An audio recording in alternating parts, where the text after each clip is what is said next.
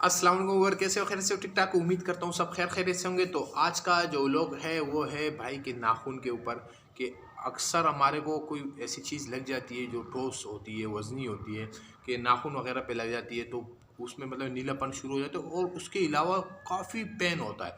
तो उसके लिए भाई बेहतरीन से एक वीडियो है कि आपने करना क्या है, वीडियो को स्किप नहीं करना है, मुकम्मल देखना है आपने। जिन लोगों को उसी टाइम कोई ऐसा मसला हो जाता है कि नाखून पे कोई चीज़ गिर जाता है, वज़नी चीज़, तो अगर हाथों के नाखून है तो आपने करना क्या है, बिल्कुल ईज़ी तरीका है। मिसाल के तौर पे अगर हमारे इस नाखून पे कोई चीज़ गिर जाती है तो हमने करना क्या है कि इसको फटाफट चारों साइडों से देखो, पहले इसको 1 2 3 इस तरह सही से इसका इससे मतलब कि इसको ज़ोर-ज़ोर से इसका मसाज करना, फिर इस साइड से, फिर इस साइड से। अच्छा, जितना दर्द होगा उतना ये मुफीद है। उसकी वजूहत ये है कि इसी टाइम इसका दर्द होगा, बाद में इसको कोई मसला मसाइल नहीं होगा, दर्द भी ख़त्म हो जाएगा और जो नीलापन है वो भी ख़त्म हो जाएगा और नाखून भी हमारा बच जाएगा। तो कोशिश ये करेंगे ज़ोर ज़ोर से ऐसे इसका मसाज करेंगे।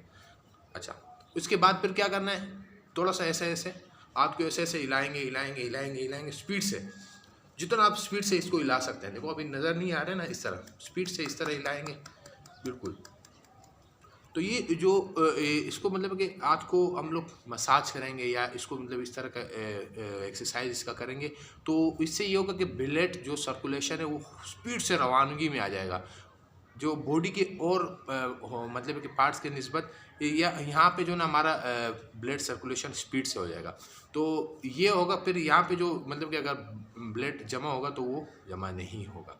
और उसके साथ साथ अगर आप घर पे हो, घर पे ऐसे कोई मतलब ऐसे वाक़ आपके साथ हो जाते हैं तो आपने करना क्या है कि नमक लेना है काफ़ी ज़्यादा, मतलब इतना ज़्यादा नमक लेना है और उसको तौलिए के अंदर डालना है और तवा रख के चूल्हे पे सही से उसको गर्म करना है। अच्छा, अब क्या करना है उसके बाद कि चूल्हे पे उस नमक के मतलब तौलिए में इसको गिटान दे के और उस तवे पे रख के जैसे ही गर्म होते तो फटाफट इधर रखो, फटाफट रखोगे उसको तो ये जो पेन है उस अपनी तरफ खींचना शुरू हो जाएगा। अब पाँव के रिलेटेड भी ये मसला है, अगर आपके पाँव पे नाखून पे कहीं भी लग जाते तो उसके साथ भी इसी तरीके से करना है।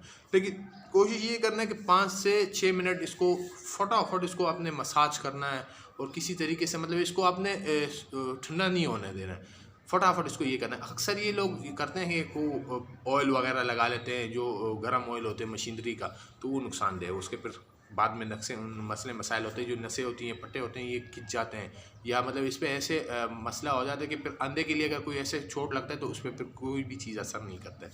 तो इन चीज़ों से थोड़ा परहेज़ करें, जो मैं बता रहा हूँ ये चीज़ें आपने करनी है। और कोशिश ये करें कि सर्दी का मौसम है, अगर आप इन चीज़ों से थोड़ा बच के रहे तो ज़्यादा फ़ायदा रहेगा।